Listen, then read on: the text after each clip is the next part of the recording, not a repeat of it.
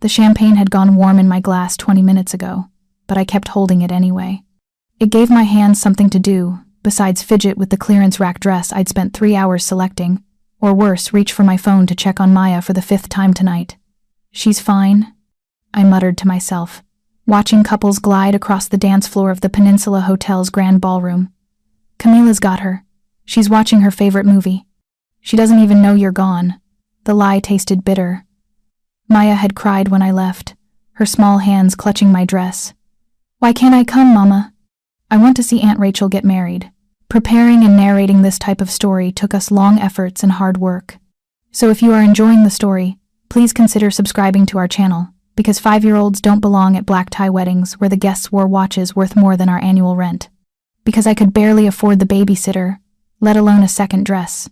Because my daughter didn't need to see her mother sitting alone at table 18, the family reject table, tucked near the kitchen doors where the catering staff rushed past with trays. I couldn't afford to have catered at my own long-ago courthouse wedding. Sophia, darling, you look absolutely miserable. My cousin Jennifer appeared at my elbow, her diamond tennis bracelet catching the light as she gestured with her wine glass. Her smile was the kind that didn't reach her eyes, the kind that said she was about to enjoy this conversation far more than I would. Just tired, I said, forcing my lips into something approximating a smile. Long week at work. Oh, that's right. You're still at that diner, aren't you? Jennifer's voice carried just enough pity to make my jaw clench. How? Grounding. Though I suppose with Maya to support and Bradley not contributing. She let the sentence hang, waited with judgment. Bradley. My ex-husband's name still had the power to make my stomach twist. Bradley, who'd walked out when I was 6 months pregnant, who'd remarried within a year to a woman whose father owned half of downtown Chicago, who was somewhere in this very ballroom tonight with his new wife and their profound lack of shame. I manage just fine, I said, my voice tight. Of course you do. You're so strong, Sophia. I don't know how you do it, working all those hours, raising Maya alone in that little apartment. Jennifer's eyes swept over my dress, and I watched her clock every detail. The slightly outdated cut, the missing button I'd replaced with one that didn't quite match, the shoes I'd owned since college, resoled twice.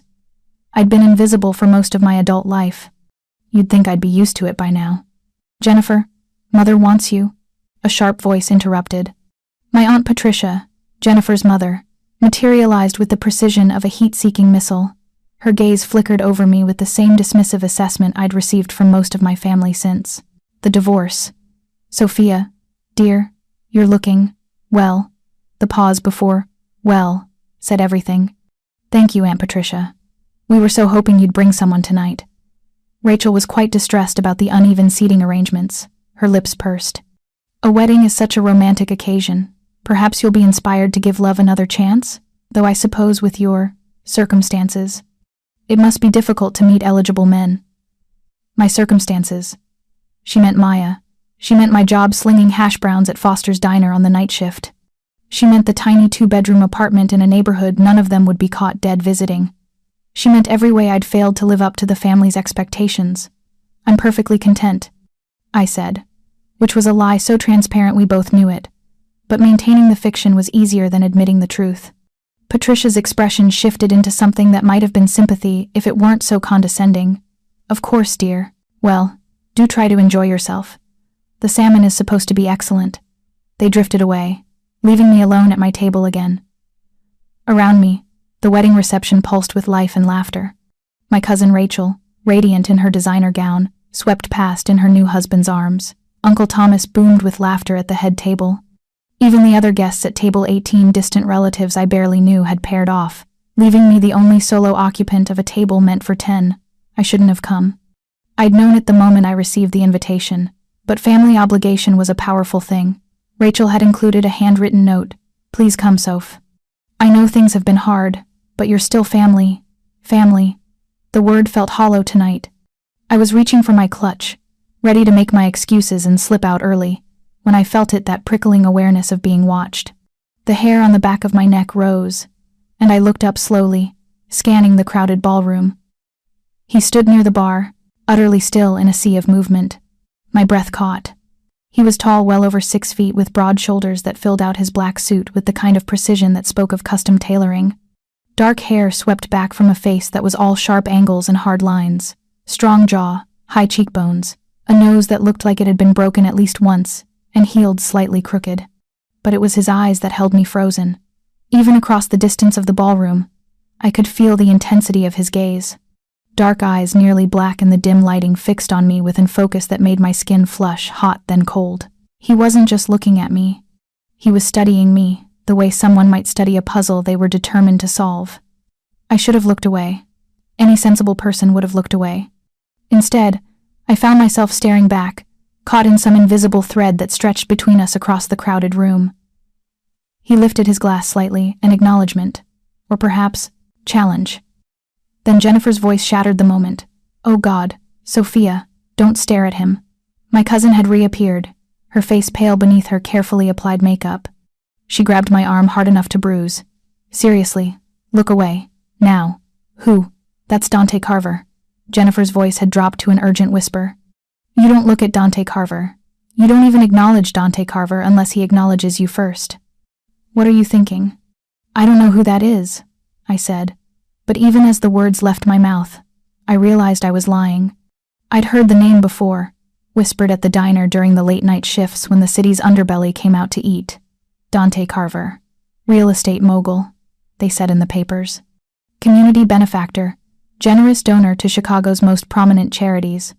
But the late-night diner crowd, the cops, the night shift nurses, the insomniacs who couldn't sleep, they told different stories. They said Dante Carver owned half the South Side through means that had nothing to do with legal real estate transactions. They said he'd built his empire on blood and fear, and that he ruled it with an iron fist wrapped in expensive Italian leather. "Why is he here?" I breathed. "Rachel's new father-in-law does business with him. Corporate stuff." Jennifer's grip tightened. "Or that's the official story. Anyway." "Jesus, Sophia, he's still looking at you. Why is he still looking at you?" I risked another glance. She was right. Dante Carver hadn't moved, hadn't shifted his attention.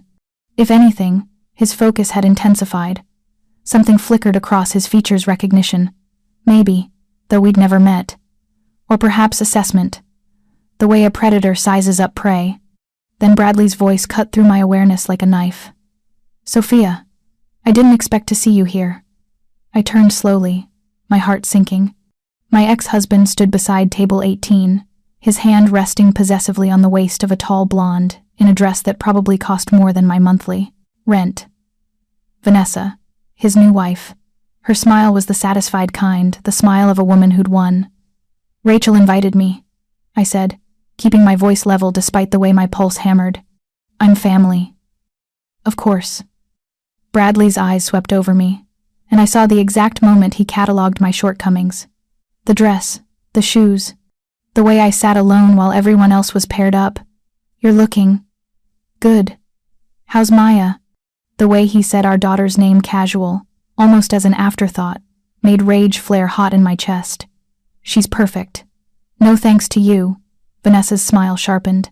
"Bradley's been so busy with the new firm, you know. Starting a business takes so much time and energy. I'm sure you understand." I understood that Bradley hadn't sent a child support payment in 4 months. I understood that he'd bought Vanessa a Mercedes for her birthday last month, while I was choosing between paying the electric bill or buying Maya new shoes she desperately needed. I understood exactly how much his daughter factored into his busy schedule. "Of course," I said through clenched teeth. "We should catch up sometime," Bradley continued, and there was something calculating in his expression now. "Maybe lunch next week? We could talk about Maya, work out a more formal arrangement." Translation. He'd heard I was struggling. He wanted to renegotiate custody now that I looked weak. "I don't think she won't be available." The voice came from directly behind me, low, rough-edged, with an accent that hinted at Italian heritage somewhere in the family tree. A hand settled on my bare shoulder, warm and possessive, and every nerve ending in my body suddenly came alive. I looked up and up into Dante Carver's face. Up close, he was even more imposing than he'd been across the ballroom. The photographs I'd glimpsed in newspapers hadn't captured the sheer physical presence of the man. His features were harder, more severe, with a thin scar cutting through his left eyebrow, another along his jaw. His eyes were dark brown, nearly black, and held an intelligence that was somehow more threatening than any weapon. but it was his hand on my shoulder that consumed my attention. His touch was light, almost gentle, yet I could feel the controlled strength beneath it, the barely restrained power. "Excuse me?" Bradley's voice had climbed an octave. "Who the hell are you?" Dante's eyes never left mine as he answered. "Someone who's been watching your ex-wife sit alone all evening, while her family treats her like an inconvenience." His thumb traced a small circle on my shoulder, a gesture that sent shivers down my spine. "It's been entertaining, watching you all pretend she doesn't exist, but I think we're done with that now." The ballroom had gone quiet around us.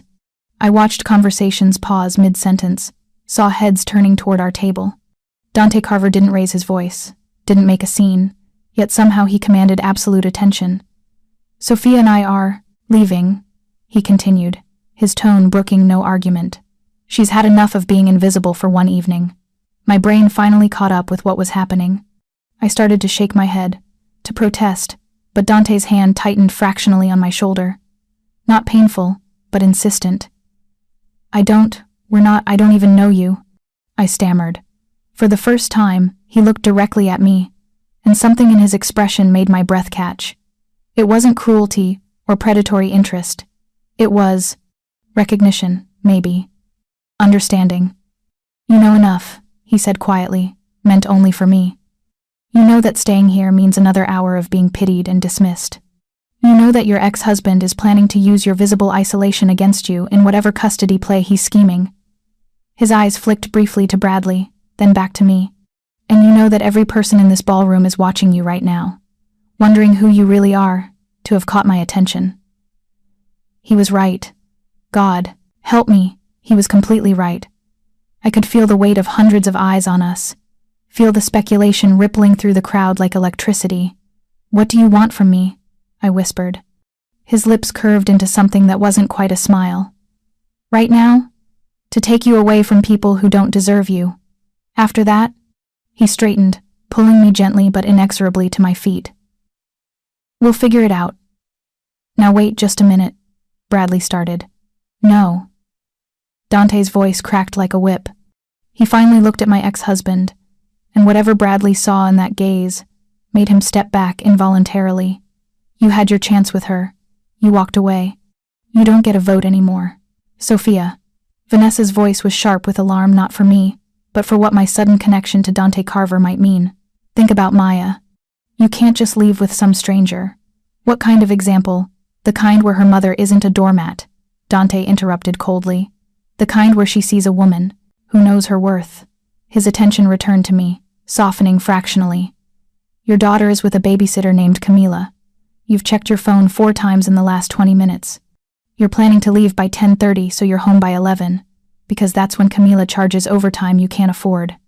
My blood went cold. "How do you—" I noticed things. His hand slid from my shoulder down my arm to capture my hand. His fingers were warm, calloused in a way that surprised me. Especially when something or someone interests me. "This is insane," I breathed, but I didn't pull my hand away. "Yes," he agreed. "Does that mean you're staying in your chair, letting them treat you like you're invisible? Or are you leaving with me?" It was a choice. He was offering me a choice, even as everything about him radiated the expectation that I'd say yes. And God, I wanted to say yes. Not because I was attracted to him, though. I'd have to be dead not to notice the way his suit fit, the raw magnetism he exuded, but because I was so tired of being invisible. So exhausted from being strong and practical and responsible while everyone around me treated me like a failure. Just once, I wanted to be seen. "She leaves with me," Dante said, answering for me, his eyes still locked on mine. But then his voice dropped lower, intimate. "Unless you tell me no. Say the word Sophia, and I'll walk away. No consequences, no pressure, your choice." I should have said no. Any rational person would have said no. You didn't leave a wedding with a man you'd never met, especially not a man with Dante Carver's reputation. You didn't invite that kind of danger into your life when you had a 5-year-old daughter depending on you. But when I opened my mouth, what came out was, "Okay." His expression shifted surprise, followed by something that looked almost like relief. He nodded once, then turned to address the room at large, his voice carrying effortlessly across the suddenly silent ballroom. "Apologies for the interruption. Please, continue enjoying the celebration." His hand tightened around mine. "We'll be leaving now." He began walking, and I found myself following, my legs moving almost independently of conscious thought. The crowd parted before us like water, guests stepping hastily out of Dante Carver's path. I caught glimpses of faces as we passed shock, speculation, fear, envy. My Aunt Patricia looked like she'd swallowed something sour. Jennifer's mouth hung open, and Bradley looked furious and frightened in equal measure.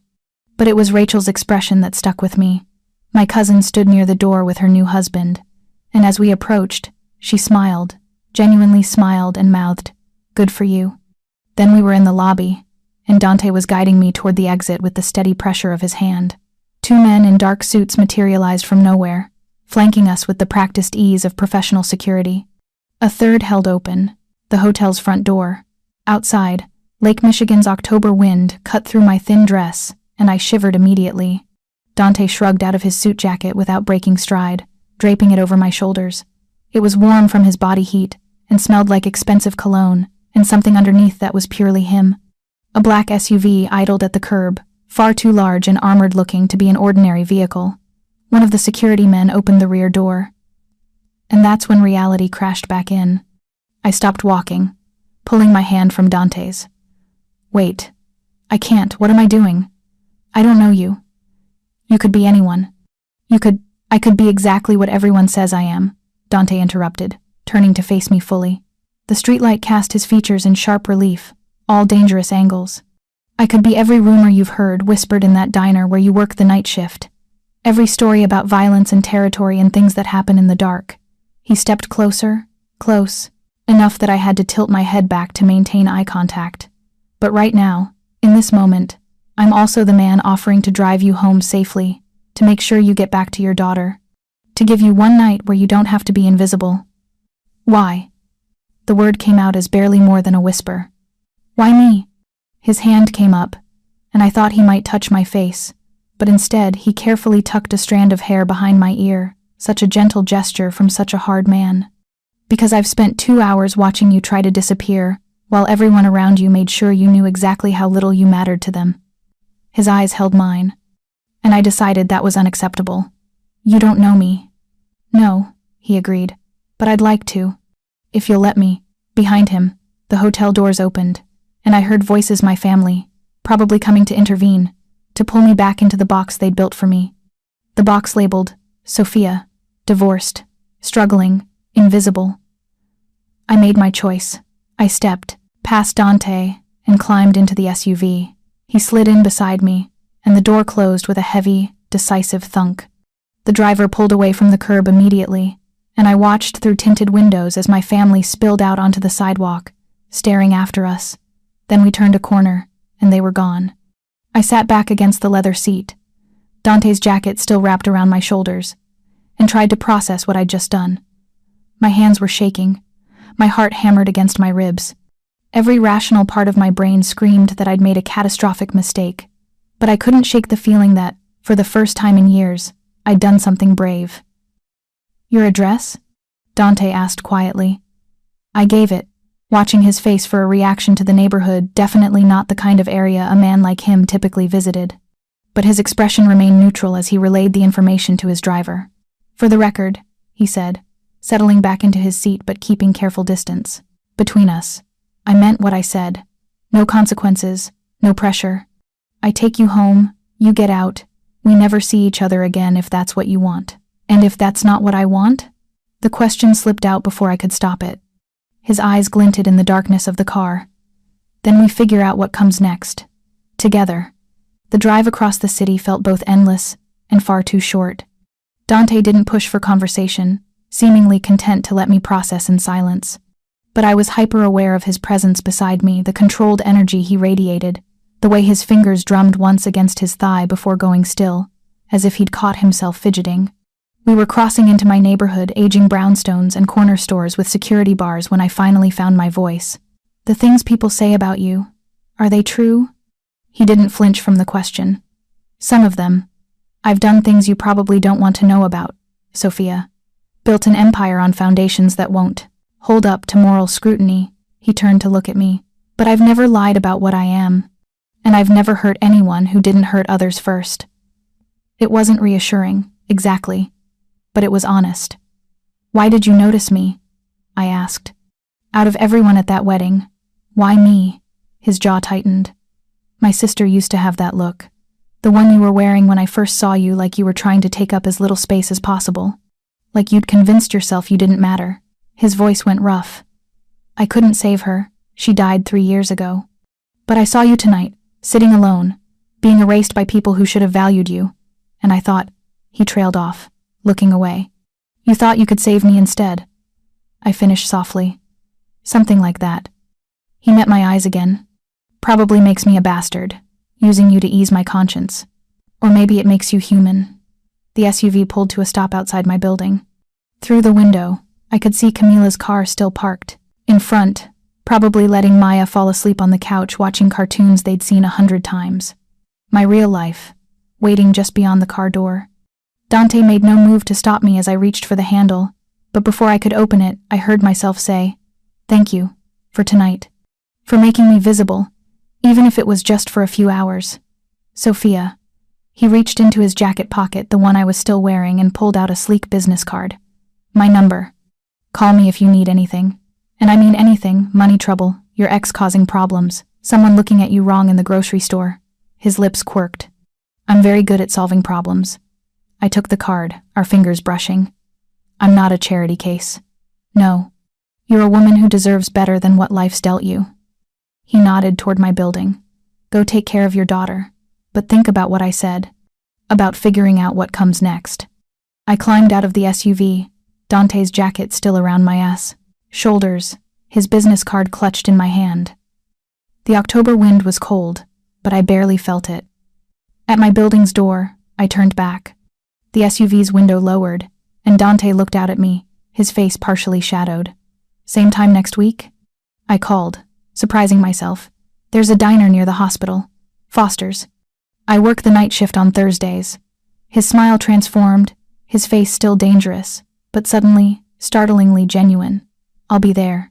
Then the window rose, and the SUV pulled away into the night, leaving me standing alone on my doorstep with a business card, a borrowed jacket, and the feeling that my carefully controlled, invisible life had just been thoroughly, irrevocably disrupted. I climbed the stairs to my apartment, where Camila would ask questions I didn't have answers to, and Maya would be sleeping peacefully, unaware that her mother had just made a choice that might change everything. For better or worse, I'd been seen. And now there was no going back to. Invisible. The story spread through my family like wildfire. By Sunday morning, less than 12 hours after I'd left the wedding in Dante Carver's SUV, my phone had 37 missed calls, 62 text messages, and a voicemail box so full it stopped accepting new messages. I silenced my phone while making Maya's breakfast, watching her push Cheerios around in her bowl while humming the theme song from whatever cartoon she'd watched with Camila the night before. She looked up at me with those wide brown eyes, Bradley's eyes, though I tried not to hold that against her. "Mama, why are you smiling? Was I smiling?" I touched my face, surprised to find she was right. "Just thinking about something nice, baby." "What kind of nice? How did you explain to a 5-year-old that her mother had done something reckless and impulsive and possibly stupid, but for the first time in years felt like she mattered?" "Just a nice surprise at Aunt Rachel's wedding. Did you bring me cake?" Her face lit up with hope. Guilt twisted in my stomach. "No, sweetheart. I'm sorry. But maybe we can get a special treat later, okay?" "Okay." She returned to her cereal, already distracted, and I felt the familiar weight of single motherhood settle back onto my shoulders. Every decision I made affected her. Every risk I took put her at risk too. What had I been thinking, leaving with Dante Carver? My phone buzzed again, call number 38. "Jennifer." I let it go to voicemail, but curiosity got the better of me, and I played back the most recent message from my cousin. "Sophia, you need to call me back immediately. Do you have any idea who that man is? Like, actually, who he is. Mom is having an absolute meltdown. She's convinced you've gotten involved with organized crime, and honestly, I Googled him and... God, Soph, please tell me you didn't actually leave with him. Please tell me you just went home in a cab or something and this is all a misunderstanding because I deleted it mid-sentence and moved on to the next message. My Aunt Patricia, Sophia Marie Sullivan. Your mother would be absolutely horrified if she could see what you did last night. Leaving a family wedding with that man, in front of everyone. What were you thinking? What kind of example are you setting for Maya? I'm calling to inform you that until you come to your senses, you are not welcome at family gatherings. We cannot condone this kind of reckless delete. The messages continued in similar themes. Concern, judgment, fear. Aunt Patricia's ultimatum was the harshest, but others came close. My Uncle Thomas wanted to discuss this situation before it gets out of hand. My cousin David offered to help me get out of whatever I'd gotten myself into. Even Rachel, whose wedding I'd supposedly ruined, left a message, though hers was different. Soph, I don't know what's going on, but that was the most badass thing I've ever seen. Call me when you get a chance. I want to make sure you're actually okay, not just, I don't know. Just call me. I almost called her back. Almost. But what would I say? That I'd made an impulsive decision I still didn't understand? That I had Dante Carver's business card sitting on my nightstand and had spent half the night staring at it, wondering if I'd actually call? That I'd worn his jacket to bed because it smelled like him and made me feel, for a few hours at least, like someone who mattered? Instead, I helped Maya get dressed, braided her hair, and took her to the playground 3 blocks away. It was a beautiful October Sunday, the kind of crisp fall day that made Chicago feel almost magical. Maya ran ahead to the swings, her jacket flapping behind her, and I settled onto a bench with a paperback I'd picked up from the library. I managed 3 pages before Bradley appeared. He looked different in daylight, without Vanessa as a buffer. Older, tired. The charm that had once captivated me had worn thin, revealing something petty and mean underneath. "We need to talk," he said, not bothering with pleasantries. I marked my page carefully, buying time to steady my voice. "I'm with Maya. Whatever you have to say can wait." "No, it can't." He sat down beside me, close enough that I could smell his cologne, the expensive stuff Vanessa probably bought him. "What the hell were you thinking last night, Sophia?" "I was thinking I was tired of being invisible." "So you left with a known criminal?" His voice climbed. "Do you have any idea what people are saying? What this makes you look like?" I turned to face him fully. "Why do you care what I look like, Bradley? You walked out on me when I was pregnant. You married Vanessa, less than a year later. You've missed every birthday, every Christmas, every school event. You haven't paid child support in 4 months." My voice was steady, cold. "So forgive me if I don't particularly care about your opinion on my choices." His jaw worked, anger and something else flickering across his face. "That's going to change. The child support. I've been meaning to get caught up. Bullshit. And I've been thinking about Maya. About being more involved in her life. More present." Dread pooled in my stomach. "What are you talking about?" "I'm talking about establishing a formal custody arrangement. Maybe 50-50. Vanessa and I have a big house now, lots of space. Maya could have her own room, a yard to play in. Better schools in our district." He leaned forward. "It's not healthy for her, Sophia.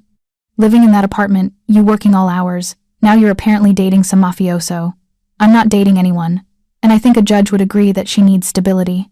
The kind of stability I can provide." My hands clenched into fists on my lap. "You don't want custody of Maya. You've never wanted custody. This is about control. About punishing me for embarrassing you last night. This is about our daughter," he said, but his eyes told a different story. "And about making sure she's in a safe environment. If you're getting involved with dangerous people, I'm not getting involved with anyone." The lie tasted bitter. "I met someone at the wedding. We talked. He offered me a ride home. That's all. That's not what it looked like to everyone there. I don't care what it looked like." "Well, you should." Bradley stood, looking down at me with something like pity. "Because when I file for custody, and I will file, Sophia, that stunt last night is going to be Exhibit A in why you're an unfit mother." He walked away before I could respond, heading toward the parking lot where his Mercedes waited. I watched him go, my heart hammering, my hands shaking with rage and fear. He couldn't actually do it, could he? Take Maya from me? I'd been her only parent for 5 years. I'd fed her, clothed her, raised her alone while he played house with his new wife. No judge would give him custody based on one night, one man, one impulsive decision. Would they? Maya's laughter carried across the playground, and I looked up to see her on the monkey bars, her face split with a huge grin. My whole world, contained in 50 pounds of stubborn determination and boundless energy. I pulled out my phone and stared at Dante's business card, still tucked in my wallet where I'd put it last night. Call me if you need anything. But this wasn't his problem. This was mine. I'd made my bed, or rather, I'd climbed into his SUV, and now I had to deal with the consequences. Dragging him further into my mess wasn't fair, wasn't smart, and definitely wasn't worth whatever price he'd expect in return. I put the phone away and called Maya down from the playground. We'd go home. I'd make lunch. I'd figure this out the way I figured everything out. Alone, carefully, without asking for help. I couldn't afford to repay. That was Monday's plan anyway. Monday morning arrived with new problems. I dropped Maya at kindergarten Mrs. Peterson's class, where she thrived despite my fears that I couldn't provide enough enrichment, enough opportunities, enough of everything. Then I headed to my Monday, Wednesday, Friday job at the medical billing office, a soul-crushing position that paid slightly better than the diner, but required me to smile, while insurance companies found creative ways to deny coverage to people who desperately needed it. My manager, Patricia Chen, no relation to my aunt, thank God, called me into her office at 10 a.m. Sophia, sit down. Her expression was carefully neutral, which was never a good sign. We need to discuss something. I sat, my stomach already sinking. I received a call this morning from corporate. Apparently there's been concern raised about your recent associations. She folded her hands on her desk, specifically about a man named Dante Carver. The blood drained from my face. I don't understand. My personal life has nothing to do with my work.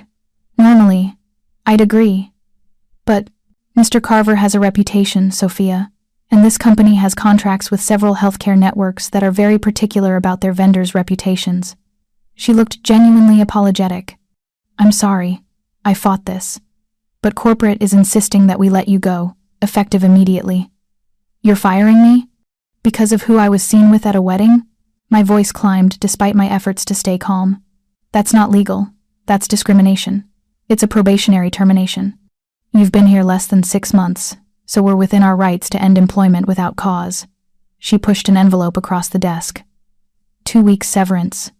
It's more than we're required to give, but I wanted to do what I could. I stared at the envelope, unable to process what was happening. Patricia, I need this job. I have a daughter. I have rent due in 2 weeks. I'm sorry. And she did look sorry, which somehow made it worse. If there was anything I could do. But there wasn't. I took the envelope, cleaned out my desk while my coworkers watched with a mixture of sympathy and relief that it wasn't them, and walked out into the October sunshine with one less job than I'd had an hour ago. I made it 2 blocks before I had to sit down on a bus stop bench, my hands shaking too badly to keep walking. This was really happening. Bradley was threatening custody. I'd lost a job. And all because I'd been seen leaving a wedding with the wrong man. No, that wasn't fair. This was happening because I'd spent years being invisible, being careful, being exactly what everyone expected me to be, and the moment I'd done something for myself, the whole careful structure of my life had started collapsing. My phone buzzed. Unknown number. I almost didn't answer, but something made me swipe to accept. Miss Sullivan? A woman's voice, crisp and professional. This is Diana Rossi. I'm calling on behalf of Mr. Carver. He asked me to reach out regarding your employment situation. My blood went cold. How did he? I couldn't even form a complete sentence. Mr. Carver has resources that keep him informed about matters of interest. He understands you experienced a termination this morning and wanted to extend an offer of assistance. Her tone was perfectly neutral, as if this was a completely normal conversation. If you're amenable, he'd like to meet with you to discuss options. There's a cafe on Clark Street, Temperance Coffee. Would 2 p.m. today work for you? I stopped, took a breath. Tell Mr. Carver thank you, but I can handle my own problems. Of course, Diana didn't sound surprised. However, he anticipated that response and asked me to convey that he's simply offering information, not charity. Whether you choose to act on that information is entirely up to you. He'll be at Temperance at 2 p.m. If you decide to join him, he'll be pleased. If not, he understands. She ended the call before I could respond. I sat on that bus stop bench for 20 minutes, watching the city move around me, watching people with jobs and intact lives hurry past, watching the world continue like my life wasn't falling apart. At 1:45 p.m., I got on the train heading toward Clark Street. Temperance Coffee was the kind of place I'd walked past 100 times, but never entered. All exposed brick and industrial lighting, with a menu board featuring drinks that cost more than I usually spent on an entire day's food budget. The clientele matched the aesthetic: young professionals on laptops, artists with complicated scarves, people for whom $7 lattes were an afterthought. I spotted Dante immediately. He sat at a corner table, his back to the wall, a position, I realized, that gave him a clear view of the entire cafe and both exits. He wore dark slacks and a charcoal sweater that probably cost more than my rent, looking completely at ease in a way I definitely did not. He stood when he saw me, a gesture of old-world courtesy that seemed at odds with everything else I knew about him. "Thank you for coming," he said as I approached. "I wasn't sure you would." I wasn't sure I would either. I remained standing, keeping the table between us. "How did you know about my job?" "I have people who monitor situations of interest." "Situations of interest. Is that what I am?" His expression didn't change. "You're a woman who lost her job this morning because someone in corporate got a phone call suggesting that your association with me made you a liability." "That interests me, yes. Someone called them?" My stomach dropped. "Who?" "I'm still determining that. But the timing suggests your ex-husband, or possibly someone in your family who disapproves of your choices." He gestured to the empty chair. "Please, sit. You look like you're about to fall over." I did feel unsteady. I sat, and Dante returned to his seat, maintaining that careful distance that somehow made me feel both safer and more aware of him. "I ordered you a coffee," he said, pushing a cup toward me. "Vanilla latte, 2 sugars. That's what you drink at the diner during your shifts." "You've been watching me at work?" The thought should have terrified me. Instead, I felt something uncomfortably close to intrigue. "I've been paying attention." He took a sip of his own coffee, black. No sugar, of course. "There's a difference." "Not much of one. Perhaps." He set down his cup. "Here's what I know, Sophia. You've lost one of your 2 jobs. Your ex-husband is threatening to file for custody of your daughter, using Saturday night as evidence that you're unstable. Your family has effectively disowned you. And you have approximately 15 days before you can't make rent." He paused. "How am I doing so far?" Hearing it all laid out like that made my chest tight. "Fantastic. You're 2 for 2 on completely invading my privacy. I'm trying to help." "I didn't ask for your help." But even as I said it, I knew it was a lie. I'd come here, hadn't I? I'd gotten on the train, walked through the door, sat down across from him. "I can handle this myself." "Of course you can. You've been handling everything yourself for years." His eyes held mine. "But you don't have to. That's what I'm offering." "In exchange for what?" The question hung between us, loaded with implications. I watched something flicker across his face: calculation, maybe, or assessment. Then his expression softened into something almost gentle. "In exchange for letting me be part of your life, publicly, visibly." He leaned forward slightly. "Here's the reality, Sophia. I claimed you Saturday night. I made a statement in front of people who matter in this city. That means something in my world. It means you're under my protection, whether you asked for it or not. I don't want to be claimed like property. Good, because I'm not offering ownership. I'm offering partnership." He pulled out his phone, tapped something, then turned the screen toward me. It showed a bank account, my bank account. I realized with shock, with a deposit of $50,000. That's not a gift. That's an investment. I stared at the number, my brain refusing to process it.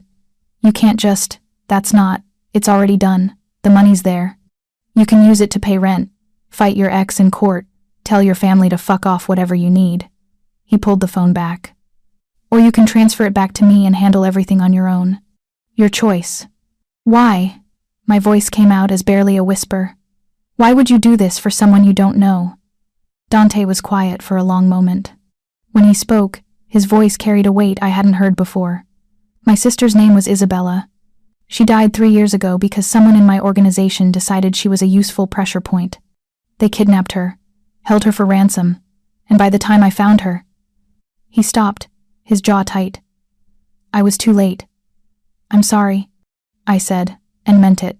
She was a single mother too, working 2 jobs, trying to make ends meet, too proud to ask the family for help even though we would have given her anything. His eyes met mine. I see her when I look at you, Sophia. That same stubborn independence, that same determination to do it all alone. And I think about what might have happened if someone had insisted on helping her before it was too late. Understanding crashed over me. So I'm what? Your second chance? Your redemption project? Maybe. He didn't deny it. But you're also a woman who deserves better than what life's giving her, and I'm in a position to help. Why does there have to be more to it than that? Because there's always more to it. I pushed my untouched latte away. What do you really want from me? Dante studied me, that intense focus I remembered from the wedding. Then he smiled, not the careful, controlled expression he'd worn so far, but something genuine and slightly self-deprecating. Honestly, I'm not entirely sure. I saw you, Saturday night, and something in me said her. Not in a romantic sense, necessarily. Though I'd be lying if I said I wasn't attracted to you. He held up a hand before I could respond. But mostly, I just want to see what happens when someone finally sees you, really sees you. Not as the struggling single mother or the family embarrassment or the woman working herself to death to prove she's worth something. Just, dig you. It was possibly the most honest thing anyone had said to me in years. I have a daughter, I reminded him. Everything I do affects her. I can't just make impulsive decisions. Then don't make this impulsive. Take time to think about it. He stood, pulling out his wallet and leaving cash on the table far too much for 2 coffees. The money's in your account either way. Use it or don't, that's your choice. But if you decide you want what I'm offering, protection, visibility, someone in your corner, then show up Thursday night at Foster's. If you don't show, I'll know your answer, and I won't push. He started to walk away, then paused, turning back. For what it's worth, Sophia, you're the most interesting person I've met in years. Isabella would have liked you. His expression softened. And she would have told you to stop being so goddamn proud and accept help when it's offered. Then he was gone, leaving me alone at the table with a $50,000 decision to make, and 4 days to make it. I picked up the latte and took a sip. Vanilla, 2 sugars, exactly the way I liked it. He'd been paying attention. I didn't touch the money. For 3 days, I watched that number sit in my bank account like a ticking bomb. $50,000. More money than I'd ever had at one time. More money than I'd seen in 5 years of scraping by, of choosing between electricity and groceries, of telling Maya we couldn't afford the field trip or the birthday party, or the new shoes that weren't from the thrift store. The money sat there, untouched, while I worked my Tuesday dinner shift at Foster's, and came home to an apartment that was too small, too cold, too expensive. While I helped Maya with her homework at our kitchen table that wobbled because one leg was shorter than the others. While I lay awake at night doing math that never quite added up. Rent, $1,400, due in 11 days. Remaining balance from medical billing severance, $890. Diner wages for the next 2 weeks. Maybe $600 if I picked up extra shifts. Childcare for those extra shifts, $200. Utilities, $150. Food, $200 if we ate pasta and rice for every meal.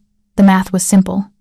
I was $1,060 short, and that was before accounting for Maya's upcoming doctor's appointment, the registration fee for her after-school program, the winter coat she desperately needed because she'd grown 3 inches since last year. The money sat there, and I didn't touch it. You're being stupid, Camila said on Wednesday night, after I'd picked up Maya and brought her home. We were in my kitchen, me chopping vegetables for dinner, her leaning against the counter with a glass of cheap wine I'd bought back when I thought I'd have money for things like wine. I'm being careful, I corrected, scraping onions into a pan. Careful is looking both ways before you cross the street. This is martyrdom. She took a sip of wine. You have money sitting in your account. Money that could solve your problems. Money that was freely given with no strings attached. We don't know that.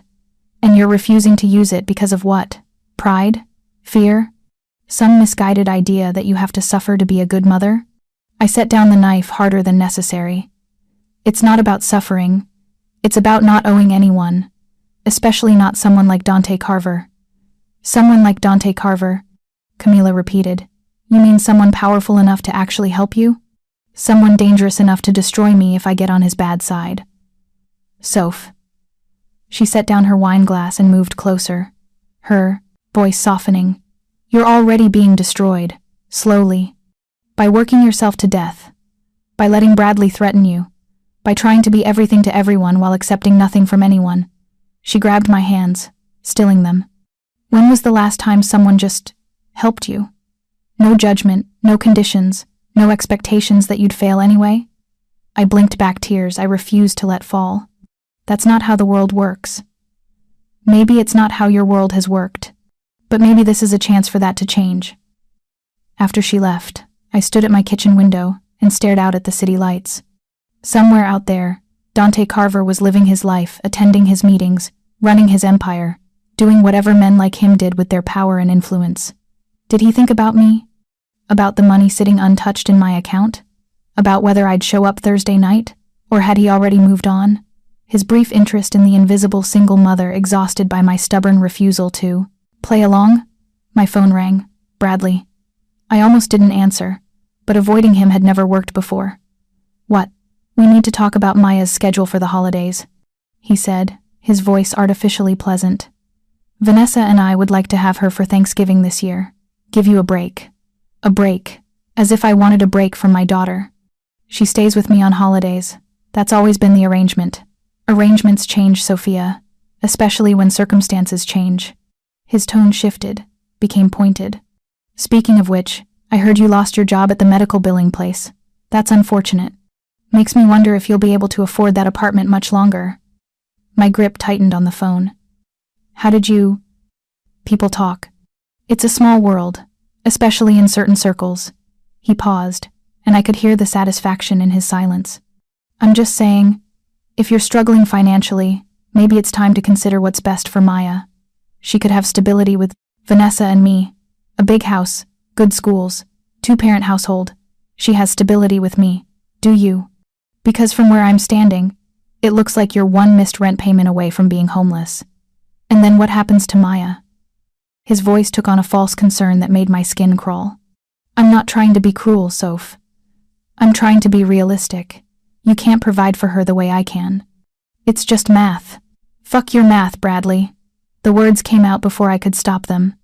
And fuck your fake concern. You didn't want her when she was born. You don't get to want her now just because it's convenient for your image. I'm documenting all of this, he said coldly. Your financial instability, your hostile behavior, your involvement with criminals. When I file for custody next week, the judge is going to see a very clear picture of an unfit mother. You can't watch me. He hung up. I stood in my kitchen, phone still pressed to my ear, listening to dead air and feeling my carefully constructed world crumble a little bit more. Thursday night came too fast and not fast enough. I'd called in sick to the diner, a lie that would cost me a shift I couldn't afford to lose, but I couldn't face going in. Couldn't face the possibility of Dante showing up while I served coffee to truckers and tried to pretend my life wasn't falling apart. Instead, I put Maya to bed early, reading her 3 extra stories because I felt guilty about everything, about the money I wasn't using, about the fight with Bradley, about the decision I was about to make. Mama? She asked as I tucked her in. Are you sad? No, baby. Just tired. You're always tired. She reached up and patted my cheek with her small hand. Maybe you should take a nap. That's what you tell me when I'm tired. I kissed her forehead. You're right, I'll try that. And maybe you should find a prince, like in the stories. Princes make people not sad. I managed a smile. Real life doesn't work like that, sweetheart. Why not? Because princes don't exist. Because the men who do exist leave you when you're pregnant. Or they're dangerous criminals who claim you like property. Or they're both. Because fairy tales are lies we tell children so they don't grow up as cynical as their mothers. It just doesn't, I said instead. Now go to sleep. I love you. Love you too, Mama. After she fell asleep, I sat on my couch with Dante's business card in my hand and stared at my phone for an hour. The clock ticked past 8, past 9, past the time I should have been at Foster's starting my shift, past the time Dante would have shown up, ordered black coffee, waited to see if I'd appear. At 9:47, my phone rang. Unknown number. Hello? My voice came out rough. Miss Sullivan. Deanna Rossi, Dante's assistant. Mr. Carver asked me to reach out regarding your absence tonight. I couldn't. I stopped. Took a breath. Tell him thank you, but I've made my decision. May I ask what decision that is? That I can't do this, whatever this is. I have a daughter to think about, and getting involved with. I couldn't finish the sentence. Just tell him thank you. I will. A pause. However, Mr. Carver also asked me to inform you that Bradley Sullivan filed for emergency custody this afternoon. The hearing is scheduled for Monday morning. The world tilted. What?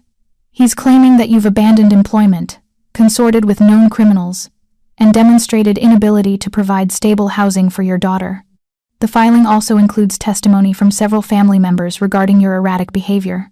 Diana's voice remained professionally neutral. I'm simply conveying information. Miss Sullivan, what you do with it is your choice. How does Dante know about the filing? It only happened today. Mr. Carver has resources throughout the court system. He was notified as soon as the paperwork was submitted.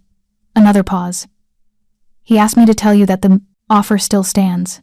Use the money, hire a lawyer, fight back, or don't. But whatever you decide tonight. Because Monday morning is coming whether you're ready or not. She hung up. I sat frozen on my couch, the phone still pressed to my ear, my mind racing. Emergency custody. Bradley had actually done it. He'd filed for emergency custody, claiming I was a danger to my own daughter. And I had 4 days to prepare a defense with no money, no lawyer, and a family that had already decided I was the villain in this story. The money sat in my account. $50,000. Enough to hire the best custody lawyer in Chicago. Enough to fight back. Enough to prove that I was a good mother, that I could provide for Maya, that I deserved to keep my daughter. All I had to do was accept help from a man I barely knew. A man who'd claimed me in front of witnesses. A man whose protection came with implications I wasn't ready to examine. I thought about Maya sleeping in her room, about her, smiled this morning when I'd surprised her with chocolate chip pancakes.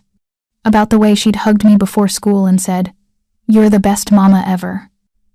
I thought about Bradley and Vanessa in their big house, with their big bank account and their respectable life. About how they'd raise Maya to believe her mother had been too weak, too poor, too broken to keep her. I thought about Dante Carver sitting in Foster's diner tonight, drinking black coffee, checking his watch, wondering if I'd show up. If I'd choose visibility over invisibility, partnership over pride, help over martyrdom. At 10:15, I called Camila. "Can you come over? I need you to stay with Maya." "It's after 10 on a Thursday, wait. Are you finally doing something crazy?" "I'm going to Foster's." "Thank God." I could hear the relief in her voice. "I'll be there in 20 minutes. And Soph?" "About fucking time." I arrived at Foster's at 10:52 p.m., 8 minutes before my usual shift would have ended.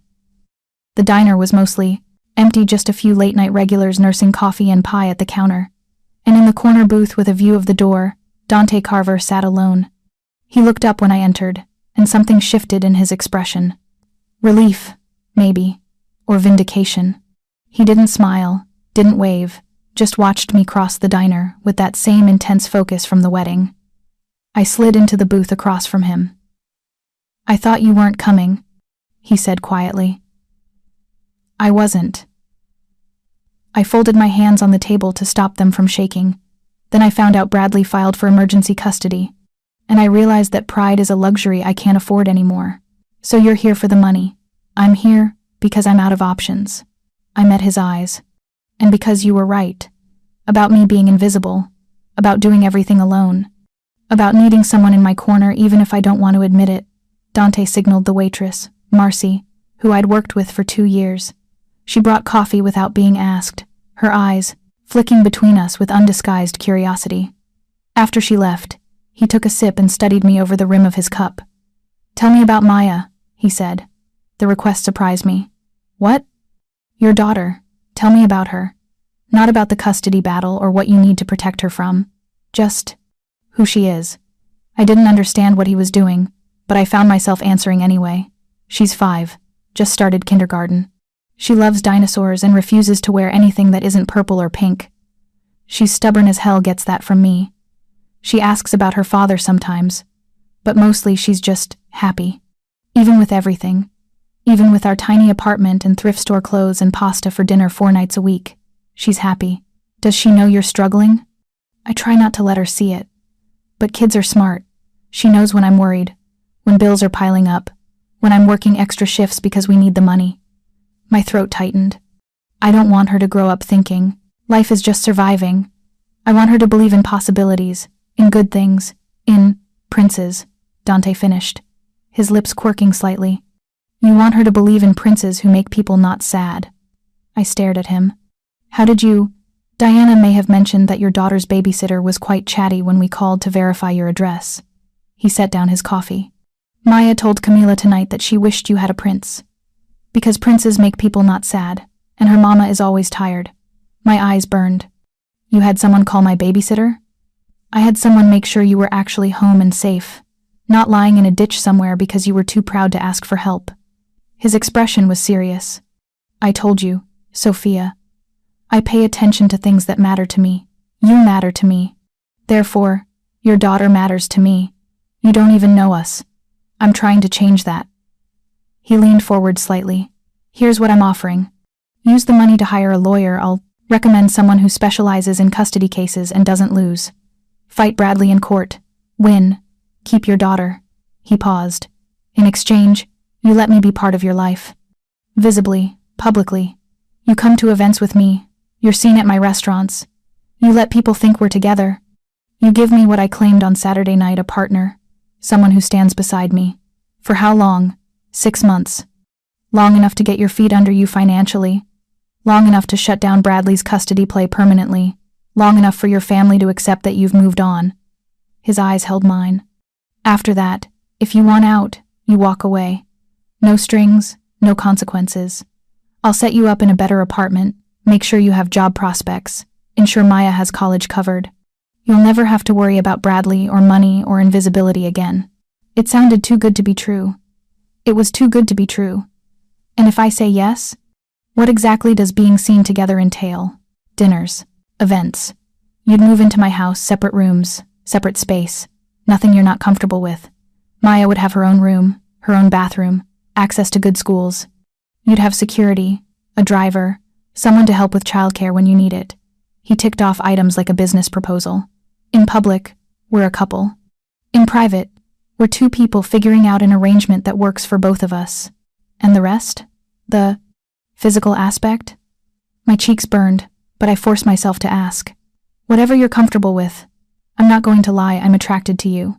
But I don't coerce, and I don't take what isn't freely given. His voice was steady, matter of fact.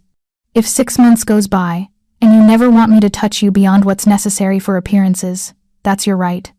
If something develops between us naturally, we'll deal with it then. I wrapped my hands around my coffee cup, needing something to anchor me. Why 6 months specifically? Because anything less looks impulsive. Anything more starts feeling permanent, and I don't want you to feel trapped. He pulled out his phone, tapped something, then showed me the screen. A legal document. This is a contract I had drawn up. It specifies everything we've discussed, the timeline, the financial arrangements, the exit terms. Sign it, and you're protected. Everything I've promised is legally binding. I scanned the document, hardly believing what I was reading. It was all there, exactly as he'd described. 6-month arrangement. $50,000 up front, plus housing, plus a $5,000 monthly stipend for personal expenses, a trust fund for Maya's education. And at the end, a clean exit with 6 months' rent paid in a new apartment of my choosing. This is insane, I whispered. This is business. He pulled the phone back. I get what I need, someone visible in my life. Someone to stop the family pressure about settling down. Someone who makes me look more legitimate. You get financial security and custody of your daughter. It's mutually beneficial. Is that all it is? Business? Something flickered in his expression, something that looked almost vulnerable. Ask me that again in 6 months. Marcy appeared with the coffee pot, refilling our cups and giving me a significant look that said we'd be having a very long conversation when I came in for my next shift. After she left, Dante reached into his jacket and pulled out a pen. The contract's on my phone, but I'll have Diana send you a copy for review. Talk to a lawyer if you want, I'll pay for that too. But the custody hearing is Monday morning, Sophia, which means you need to make a decision tonight. And if I say no, then I wish you luck on Monday, and I don't contact you again. He set the pen on the table between us. But if you say yes, if you sign, Then starting right now, you're not alone anymore. You have someone who's as invested in keeping Maya with you as you are. Someone who'll make Bradley regret ever threatening your family." I stared at the pen. Such a small thing, such a massive decision. "I need to know something first," I said. "The truth. Why me? And don't tell me I remind you of your sister, because we both know there's more to it than that." Dante was quiet for a long moment. When he spoke, his voice was low, almost rough. "I saw you at that wedding, and you were trying so hard to disappear, to take up less space, to be less of a burden, to not exist at all. And it made me furious." He leaned forward. "You want to know the truth? I built an empire on making people see me, respect me, fear me. On forcing the world to acknowledge my existence whether they wanted to or not. And then I saw you doing the opposite, trying to erase yourself, and I couldn't stand it. I'm not finished." His intensity pinned me in place. "You're brilliant and brave and beautiful, and you're working yourself to death for a family that treats you like garbage and a daughter who deserves to see her mother shine. So yes, you remind me of Isabella, but you're also everything I'm not: genuine, selfless, willing to sacrifice everything for someone you love." And I looked at you and thought, what would happen if she had someone willing to sacrifice for her? The raw honesty in his voice stole my breath. "I don't need saving," I said quietly. "I know, but maybe I do." He pushed the pen closer. "Sign the contract, Sophia. Let me be your prince for 6 months. Let me see what happens when you're not invisible anymore." My hand trembled as I reached for the pen. I thought about Maya sleeping in her room, trusting that her mama would figure everything out. I thought about Bradley and his smug certainty that he'd win, that he could take my daughter because I was too weak, too poor, too broken to stop him. I thought about my family and their judgment, their pity, their absolute conviction that I was a failure. I thought about Dante Carver, this dangerous man who'd noticed me when I was trying to disappear, who'd offered me visibility when I'd accepted invisibility as my fate. And I thought about what Camila had said. "When was the last time someone just helped you?" I picked up the pen. "Send me the contract," I said. "I'll review it tonight. If everything's as you described, I'll sign it tomorrow." Something like triumph flashed in his eyes, but his voice remained controlled. "Fair enough. Diana will email it within the hour." He pulled out his own phone. "I'll also have her schedule you with Marcus Chen, best custody lawyer in the city. He'll meet with you Saturday morning to prepare for Monday. And between now and then, you tell Bradley to go through your lawyer for any further communication. You block your family's numbers if they're giving you grief. You go home to Maya and sleep easy, knowing that you're not fighting alone anymore." He stood, leaving cash on the table for the coffee. "And tomorrow, you start packing, because the arrangement starts as soon as you sign, and I want you both out of that apartment by Sunday. That's 2 days. I'll have movers handle everything. You just decide what you want to keep and what you want gone." He paused, looking down at me. "This is happening, Sophia. You're choosing visibility. That means we move fast, we move decisively, and we don't give Bradley or anyone else time to mount a defense. You sound like you're planning a war." His smile was sharp and a little frightening. "I am. And trust me, I've never lost." He left before I could respond, striding out of the diner with the same confidence he'd shown at the wedding. Through the window, I watched him climb into the waiting SUV, watched it pull away into the Chicago night. Marcy materialized at my elbow immediately. "Okay, spill. What the hell is happening?" "Because that man just looked at you like you were the only person in the world, and also like he might murder someone for you. And, honestly, both things are kind of hot, but also terrifying." I laughed, actually laughed. For the first time in days. "I have no idea what's happening, but I think I just agreed to let a mafia boss pretend to be my boyfriend for 6 months. Girl." She slid into the booth across from me. "That's either the best decision you've ever made or the worst. There's no in-between with something like this." "I know. So which is it gonna be?" I pulled out my phone and saw Diana's email already waiting, contract attached. Subject line, "New beginnings." "Ask me in 6 months," I said, and opened the attachment. The contract was exactly as Dante had described. No hidden clauses, no tricks, just a straightforward business arrangement that happened to involve my entire life. I read it 3 times Friday morning while Maya ate cereal and watched cartoons, then read it twice more after I dropped her at school. At 11 a.m., I called the number Diana had provided. "I'll sign it," I said when she answered. But I want one addition. What addition? Her voice was professionally curious. A clause that says, if at any point Maya is uncomfortable or unhappy with the arrangement, I can terminate immediately. No waiting, no negotiation. Her well-being is non-negotiable. There was a pause, then the sound of typing. Mr. Carver anticipated that request. He's already approved it. I'll have the updated contract to you within the hour. Of course he had. Dante Carver seemed to anticipate everything. The updated contract arrived at 11:47. I signed it electronically at 11:52, my hand shaking as I typed my name. The moment I hit send, my phone rang. It's done, Dante said without preamble. Marcus Chen will meet you tomorrow at 10 a.m. at his office. Diana's sending you the address. The movers will arrive Sunday at 8 a.m.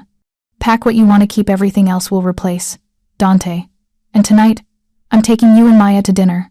Nothing fancy. Just something casual where she can meet me. Unless you'd prefer to wait? The consideration in his voice surprised me. No. Tonight's good. She should meet you before we move into your house. But Dante, yes. Thank you. The words felt inadequate. For the lawyer, for the contract, for all of it. His voice softened. Thank me by winning on Monday. Everything else is just logistics. Marcus Chen's office occupied the top floor of a building downtown, all glass and steel and the kind of minimalist elegance that screamed expensive. I'd left Maya with Camila for the Saturday morning meeting, not wanting her to hear the details of her father's attempt to take her away. Marcus himself was younger than I'd expected, maybe early 40s, with sharp eyes behind designer glasses and a handshake that was firm without being aggressive. Mr. Carver's filled me in on the basics, he said, gesturing me into a leather chair across from his massive desk. But I need to hear everything from you. Start at the beginning. When did Bradley first abandon his parental responsibilities? I told him everything. The pregnancy, Bradley's departure, the years of minimal contact and zero financial support, the sudden interest in custody that coincided with my very public connection to Dante Carver. Marcus took notes on a tablet, his expression growing darker as I spoke. When I finished, he set down his stylus and looked at me. Bradley's case is weak. Emergency custody requires proof of imminent danger to the child. My ex is dating someone I don't approve of doesn't meet that standard. He pulled up something on his computer. However, he's making claims about your financial instability and housing situation. We need to counter that immediately. How? By demonstrating that you now have financial stability and appropriate housing, which, thanks to your arrangement with Mr. Carver, you do. He turned the screen toward me, showing a document. This is a letter from Mr. Carver's accountant, confirming your employment as his personal consultant at a salary of $120,000 annually, plus housing. It's vague enough to be believable, but specific enough to satisfy the court. I stared at the number. That's not, we didn't discuss. Mr. Carver instructed me to structure your compensation in a way that would stand up to legal scrutiny. The contract you signed entitles you to housing and a monthly stipend. This is simply a tax-efficient way to formalize that arrangement. Marcus's expression was carefully neutral. Unless you object? Did I object to suddenly having a six-figure salary on paper? To being able to tell the judge that I was gainfully employed and financially secure? No, I said slowly. I don't object. Good. Now, about the testimony from your family members. He pulled up more documents. Your Aunt Patricia claims you've been erratic and unstable. Your cousin Jennifer says you abandoned family obligations. These are character attacks, not evidence. We'll counter with testimony from your daughter's teacher, your employers, your babysitter, people who actually know you and can speak to your parenting. My employers, I was just fired from one job, and I called in sick to the other. Your former manager at the medical billing office has agreed to testify that your termination was purely political, not performance-based. And your manager at Foster's Diner has provided a written statement about your excellent work ethic and reliability. He smiled slightly. Mr. Carver can be very persuasive when necessary. I bet he could. We spent 2 more hours preparing, going over potential questions, discussing strategy, building a case that I was not only a fit mother but an excellent one. By the time Marcus walked me to the elevator, I felt something I hadn't felt in weeks. Hope. One more thing, he said as the elevator doors opened. The judge assigned to your case is Kathleen Morrison. She's known for being tough but fair, and she doesn't tolerate games. Bradley's lawyer is going to try to paint you as unstable. Don't give them ammunition. Stay calm, answer directly, and remember, you're not the one who abandoned your child. Dante picked us up at 6 that evening, driving himself in a Range Rover instead of arriving in the SUV with his security team. It was a small gesture, but it mattered in an attempt to seem normal, approachable, not dangerous.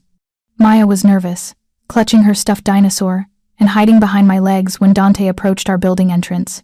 He crouched down immediately, bringing himself to her eye level. Hi, Maya. I'm Dante. Your mom's told me a lot about you. She peeked around my legs. She told me about you too. She says you're her friend. I am. And I'd like to be your friend too, if that's okay. Do you like dinosaurs? I don't know much about them, he admitted, but I'd love to learn. Which one's your favorite? Velociraptor. They hunted in packs and were really smart. She stepped out, from behind me, warming to the topic. Most people think T-Rex is the best, but velociraptors were better because they worked together. Teamwork is important. Dante agreed seriously. Maybe you can teach me more about them over dinner? She considered this, hugging her dinosaur. Okay, but only if we go somewhere with chicken nuggets. Dante's lips twitched. I know a place with excellent chicken nuggets. Deal? Deal. Just like that, she took his hand. I watched my daughter, my cautious, sometimes shy 5-year-old, take the hand of a man she'd met 30 seconds ago, and something in my chest tightened. She was so desperate for a father figure, so ready to accept any man who showed her basic kindness. Was I doing the right thing, bringing Dante into her life, even temporarily? What would happen in 6 months when the arrangement ended and he disappeared? Would she be heartbroken? Would she blame me? Dante looked up at me, and something in his expression suggested he understood exactly what I was thinking. I don't break promises to children, he said quietly, meant only for me. Whatever happens between us, I won't hurt her. I wanted to believe him. God, I wanted to believe him. The restaurant was a small Italian place in Little Italy, family-owned, Dante explained, by people who'd known his parents. We sat in a corner booth while Maya colored on the paper tablecloth, and Dante pointed out which dishes had chicken nuggets, technically pollo frito, but essentially the same thing. Mr. Dante? Maya looked up from her coloring. Why do you live in a house that's so big you need help taking care of it? I nearly choked on my water. Maya, it's okay, Dante smiled. That's a fair question. Honestly, the house is too big. I bought it because I could, but it's always felt empty. I'm hoping having you and your mom there will make it feel more like a home. Will I have my own room? You will. And your mom said you like purple and pink, so I had someone paint it accordingly. Her eyes went wide. You painted a room for me? I did. Want to see pictures? He pulled out his phone and showed her photos of a bedroom that looked like it belonged in a princess castle. Purple walls with pink accents, a canopy bed, shelves for books and toys, even a small reading nook by the window. Maya's face lit up in a way I'd never seen before. Is that really for me? Really, truly. Move in tomorrow, and it's all yours. She looked at me, her expression pleading. Mama, can we? Please? How could I say no to that face? How could I explain that the beautiful room came with complications she was too young to understand? Yes, baby. We're moving in tomorrow. She squealed and threw her arms around Dante's neck, hugging him with the unconscious affection of a child who'd already decided he was safe. Over her head, Dante's eyes met mine, and I saw the same concern I felt reflected back at me.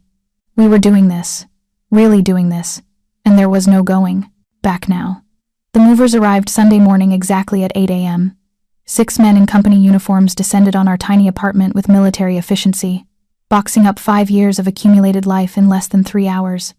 Dante had told me to pack only what we wanted to keep, everything else would be replaced, but I found myself unable to leave anything behind. The second-hand furniture I'd collected piece by piece. The kitchen utensils I'd bought at discount stores. Even the wobbling table where Maya and I ate dinner every night. They were mine, earned through work and sacrifice, and I couldn't just abandon them.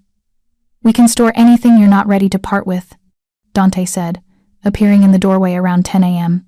He looked different in jeans and a casual sweater, less dangerous, more human. I have storage space. No judgment. I know it's silly. It's your life. There's nothing silly about that. He moved into the apartment, looking around at the small space I'd called home. This is where you raised your daughter, where you survived when most people would have given up. That matters. The understanding in his voice undid me. I blinked back tears and nodded. By noon, the apartment was empty. The landlord had already been paid through the end of the lease, another thing Dante had handled, and I stood in the middle of the bare living room, saying goodbye to the place where I'd learned to be strong, learned to be enough, learned to be a mother alone. Ready? Dante asked, Maya's hand in his. I took one last look around, then picked up the final box, Maya's baby book, photo albums, the memories I couldn't trust to movers. Ready. Dante's house was in Lincoln Park, an area I'd only seen from bus windows. The house itself was a renovated Victorian mansion, all brick and bay windows and the kind of elegant architectural detail that spoke of old money and careful preservation. Maya pressed her face against the car window as we pulled through the gate. It's like a castle. Wait until you see the inside, Dante said, and he wasn't exaggerating. The interior was stunning, original hardwood floors, high ceilings with ornate molding, a grand staircase that curved up to the second floor. But it was also surprisingly warm, with comfortable furniture and art that looked collected rather than purchased for investment. Your room's upstairs, Dante told Maya. Want to see it? She took off running before I could remind her to be careful, her footsteps echoing through the house. Dante and I followed at a more sedate pace. She's excited, I said unnecessarily. Good. This house needs excitement. He paused at the base of the stairs. Your room's across the hall from hers. Mine's at the other end of the second floor. Plenty of space, plenty of privacy. The emphasis on privacy was deliberate, a reminder that despite the living arrangement, he wasn't assuming anything. We found Maya in her new room, spinning in circles with her arms spread, wide, her face pure joy. Mama, look! It's perfect! It's the most perfect room ever. It was perfect. The photos hadn't done it justice. The room was larger than our entire apartment's living room had been, with that canopy bed and built-in bookshelves and a window seat overlooking the garden. Someone had even stocked the shelves with age-appropriate books and put stuffed animals on the bed. Who picked out the books? I asked Dante quietly. Diana has a niece Maya's age. She consulted. He moved to the window. There's a yard out back. We can get a swing set if Maya wants one. You don't have to. I want to. He turned to face me. I know this is temporary. I know it's an arrangement. But while you're here, while she's here, I want you both to be comfortable, to be happy. His expression was serious. I meant what I said at the restaurant. I don't break promises to children. And I promised her a home, not just a room. Before I could respond, Maya crashed into my legs, hugging me, tight. Thank you, Mama. Thank you for bringing us here. This is the best day ever.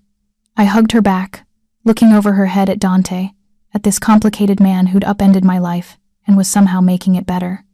You're welcome, baby. Monday morning arrived with terrifying speed. I dressed carefully in a suit I'd bought years ago for job interviews, hoping it still looked professional despite being dated. Dante had offered to take me shopping, but I'd refused. I wanted to present myself honestly to the judge, not as someone pretending to be something I wasn't. Marcus met me at the courthouse at 8:30.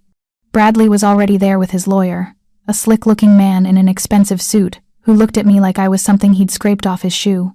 Sophia, Bradley approached as we waited outside the courtroom. Vanessa was conspicuously absent. You don't have to do this. We can work something out. Figure out a custody arrangement that works for everyone. Through our lawyers, I said, Marcus's coaching kicking in. That's the appropriate channel. Don't be stubborn. You can't actually think you can win this. Look at you, fired from your job, evicted from your apartment, dating a criminal. I wasn't evicted. I chose to leave. I have a new position with better pay and housing included. And who I date is none of your concern. I kept my voice level despite my racing heart. You walked out on us, Bradley. You don't get to walk back in just because you've decided Maya is convenient. Convenient? His face reddened. She's my daughter. Then where have you been for 5 years? Where were you for her first day of school? Her first lost tooth? Every birthday, every Christmas, every night she asked why her daddy didn't love her. My voice rose despite my best efforts. You don't want Maya. You want to win. And I won't let you use our daughter as a prize in whatever game you're playing. All rise, the bailiff called. Court is now in session, the Honorable Judge Kathleen Morrison presiding. Judge Morrison was a woman in her 60s with steel-gray hair and sharp eyes that missed nothing. She listened to both opening statements with no visible reaction, then turned her attention to Bradley's lawyer. Mr. Patterson, you filed for emergency custody. Explain to me what emergency requires removing a child from her mother's care. Patterson stood, confident. Your Honor, the petitioner has documented evidence that Miss Sullivan has demonstrated a pattern of instability, recent job loss, financial hardship, and association with known criminal elements. Most concerning is her new relationship with Dante Carver, a man with suspected ties to organized crime. We believe Maya Sullivan is in an environment that poses a risk to her safety and well-being. Judge Morrison's expression didn't change. That's a serious allegation, Mr. Patterson. I assume you have evidence beyond speculation and character assassination? We have testimony from family members regarding Miss Sullivan's erratic behavior. Family members who don't live with the child and haven't witnessed her day-to-day care. Continue. Patterson faltered slightly. We also have documentation of her recent job loss, which I understand was for reasons unrelated to her performance. Do you have evidence that Miss Sullivan's employment situation has negatively impacted her daughter's care?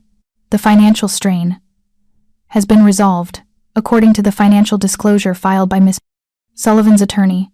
She now has stable employment and appropriate housing. What else do you have, Mr. Patterson? I watched Bradley's confident expression crack as the judge systematically dismantled his lawyer's arguments. Marcus had been right. Judge Morrison didn't tolerate games, and she clearly saw this case for what it was. A bitter ex-husband trying to use the court system to punish his ex-wife. Your Honor. Patterson tried again. The relationship with Mr. Carver is legal between two consenting adults and not grounds for removing a child from her mother's care unless you can demonstrate actual harm. Judge Morrison's voice sharpened. Has Maya Sullivan been harmed by this relationship? Not yet, but the potential. I deal in facts, Mr. Patterson. Not potential. Facts. Marcus stood. Your Honor, if I may. Miss Sullivan has provided testimony from her daughter's kindergarten teacher, who describes Maya as a happy, well-adjusted child who is thriving academically and socially. We also have statements from her childcare provider and former employers, all attesting to Miss Sullivan's dedication as a mother and her excellent character. He handed documents to the bailiff, who passed them to the judge. Judge Morrison read them silently, her expression thoughtful. Mr. Sullivan, she said finally, addressing Bradley directly. When was the last time you saw your daughter? Bradley stood awkwardly.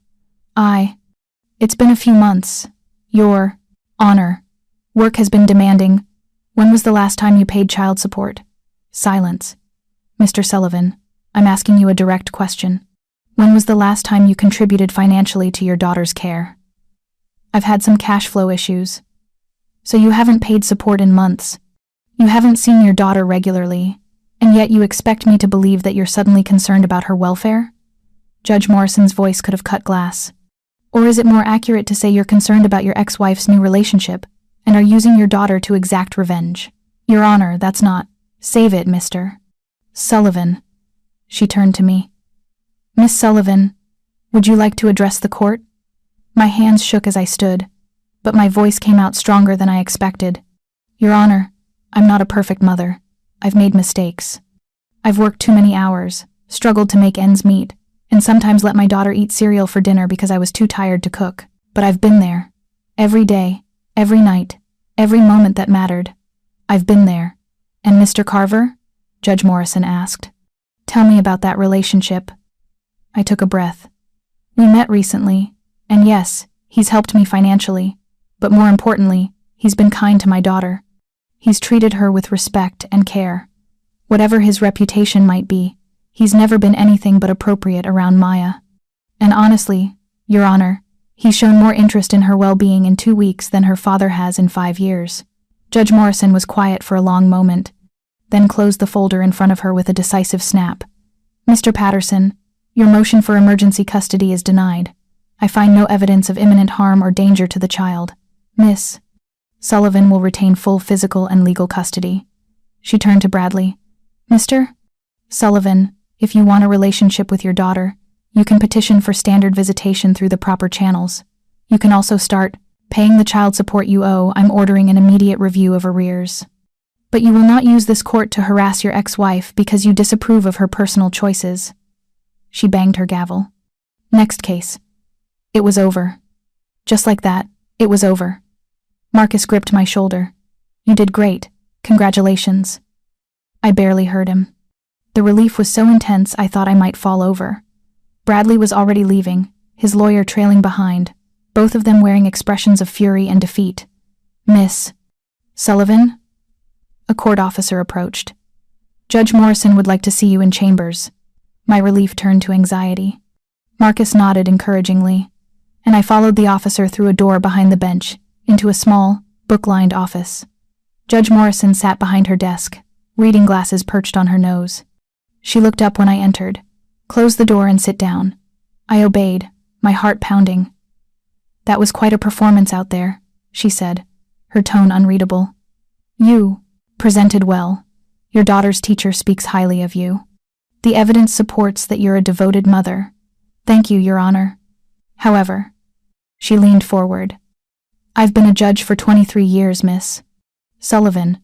I've seen every kind of custody case you can imagine. And I've also seen what happens when women get involved with men like Dante Carver, thinking they can control the situation, thinking it's temporary, thinking they can protect their children from that world. My blood went cold. I don't know the details of your arrangement with Mr. Carver, and legally, I don't need to. Your daughter is safe and cared for, and that's all that matters in this courtroom. But off the record, mother to mother? Her expression softened slightly. Be careful. Men like that, they start by offering help, protection, security, but they end by owning you. And once they own you, getting free is nearly impossible. It's not like that. Maybe it isn't. Maybe I'm wrong. And he's genuinely just helping you out of the goodness of his heart. Her tone made clear she didn't believe that for a second. But if you ever need help, if you ever want to get out of whatever situation you've gotten yourself into, my door is open. No judgment, no questions. Just help. She handed me a business card with her direct number written on the back. Thank you, I whispered. Take care of that little girl, Miss Sullivan. She deserves a mother who's strong enough to make hard choices. I left her chambers with the card burning a hole in my pocket and her warnings echoing in my head. Dante was waiting outside the courthouse, leaning against the Range Rover. He straightened when he saw me, his eyes scanning my face. You won. I won. I managed a smile. Marcus said Bradley's lawyer didn't have a case. Because he didn't have a case, Bradley was operating on assumption and spite, not evidence. He opened the passenger door. Congratulations. You get to keep being a mother. Like there was any doubt, I said. But we both knew there had been doubt. Lots of it. He drove us back to Lincoln Park in comfortable silence. When we pulled through the gate, I saw Maya playing in the backyard with a woman I didn't recognize, mid-30s, kind face, wearing jeans and a sweatshirt. That's Rosa, Dante said. She helps with housekeeping, but she's also great with kids. I thought it might help to have someone around while you're adjusting. Another thing he'd arranged without asking. Another piece of my life he'd quietly taken control of, while making it seem like he was just helping. Men like that, they start by offering help, protection, security, but they end by owning you. Judge Morrison's warning echoed in my head as I watched Maya laugh, watched this comfortable domestic scene that Dante had created in less than 48 hours. Thank you, I said, because what else could I say? He'd kept his promises. He'd helped me win. He'd given Maya a safe, happy home. That, it came with invisible strings, didn't change the fact that I'd agreed to them. The first week in Dante's house passed in a blur of new routines. Rosa appeared each morning to help with breakfast and drove Maya to school in one of Dante's cars. I spent my days unpacking, arranging our belongings in rooms far too large for our meager possessions, and trying to figure out how to live in a house where I didn't have to worry about money. Dante worked from home mostly, conducting business from an office on the first floor that I was tacitly discouraged from entering. Men came and went, some in suits, some decidedly not, and I learned not to ask questions. In the evenings, we had dinner together. All three of us, like a real family. Dante asked Maya about school, and listened with genuine interest to her rambling stories about playground politics and dinosaur facts. He helped her with homework, taught her to play chess, read her bedtime stories in Italian that she didn't understand but loved anyway. And slowly, carefully, he began to touch me. Nothing inappropriate, nothing I could object to without seeming paranoid. A hand at my back as we walked through doorways. His fingers brushing mine as he handed me coffee. His shoulder pressing against mine as we sat on the couch watching Maya play. Small touches that reminded me this wasn't just about housing and security. This was an arrangement that included a physical component, even if we hadn't discussed the details. Friday night, after Maya was asleep, Dante poured 2 glasses of wine and gestured for me to join him on the back terrace. "We have an event tomorrow night," he said without preamble. "Charity gala for the Chicago Children's Hospital. Very public, very visible, lots of press. Tomorrow? That's not much notice. I know.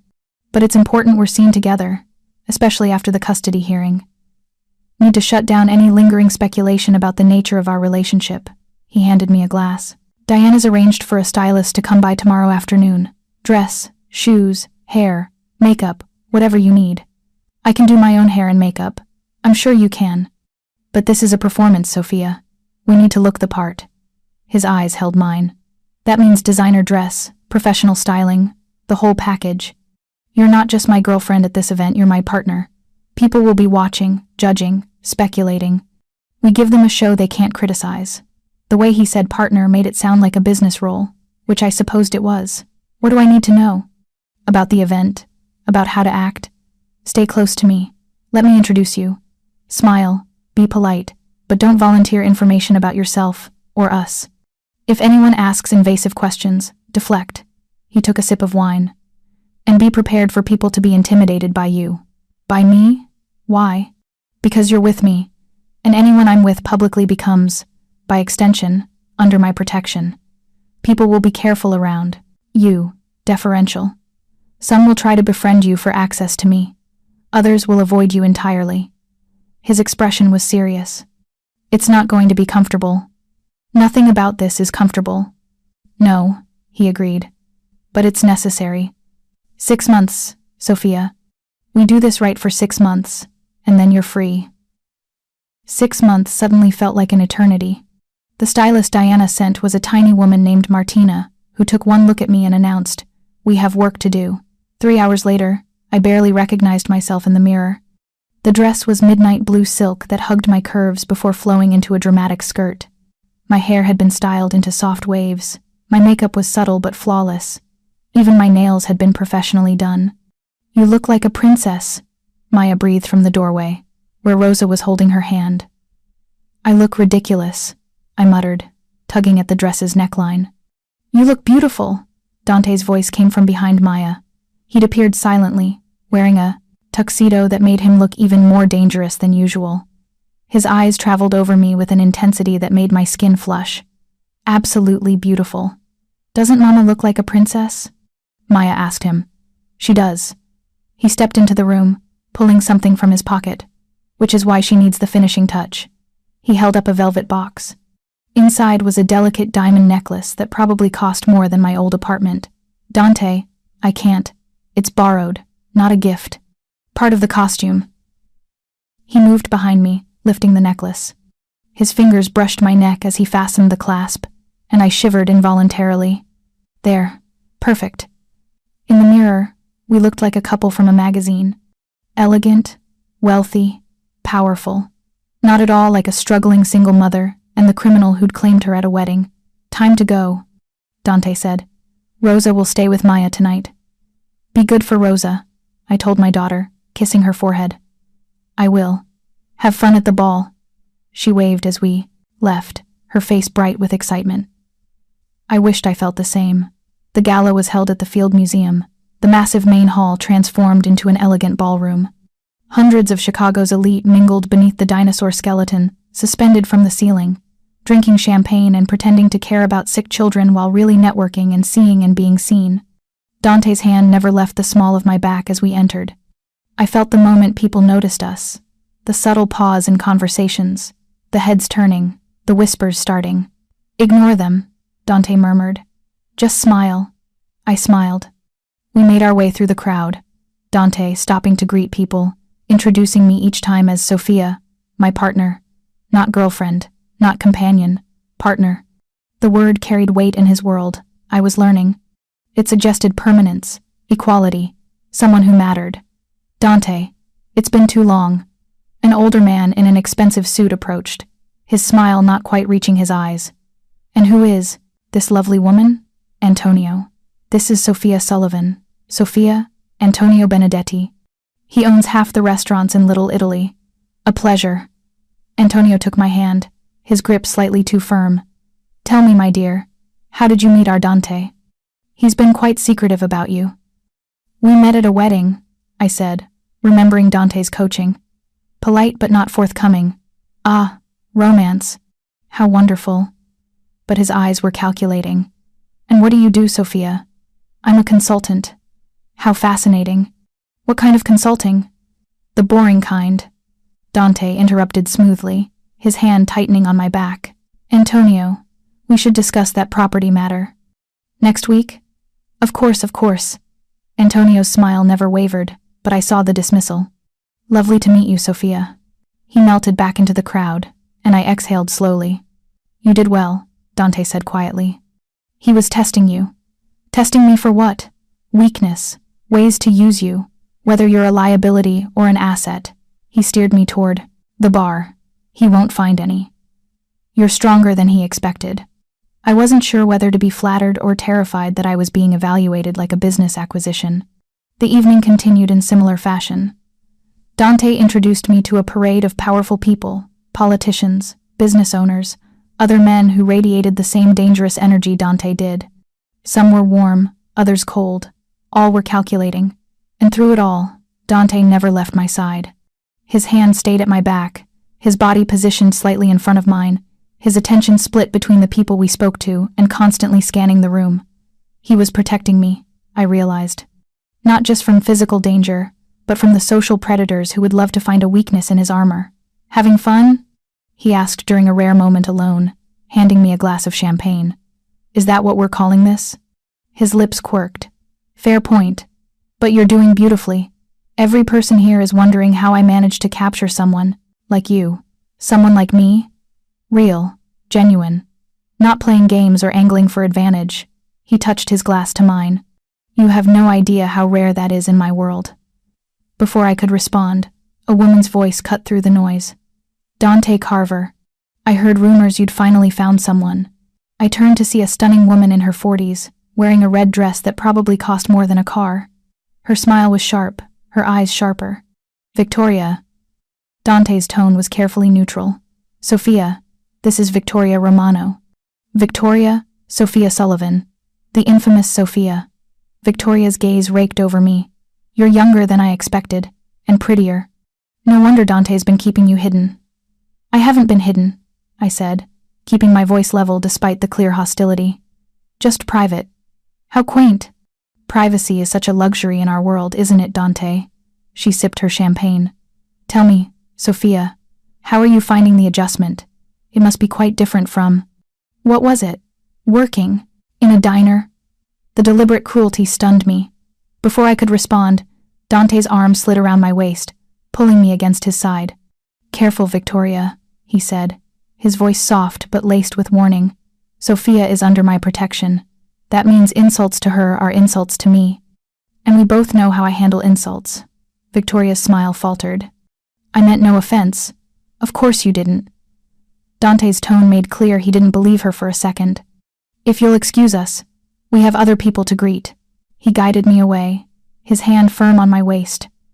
I could feel the tension in his body, the controlled anger radiating from him. Who was that? I asked when we were out of earshot. Someone who thought she'd be standing where you are. His expression was hard. She's been angling for years. I've never been interested. She seems intense. Preparing and narrating this type of story took us long efforts and hard work. So if you are enjoying the story, please consider subscribing to our People channel.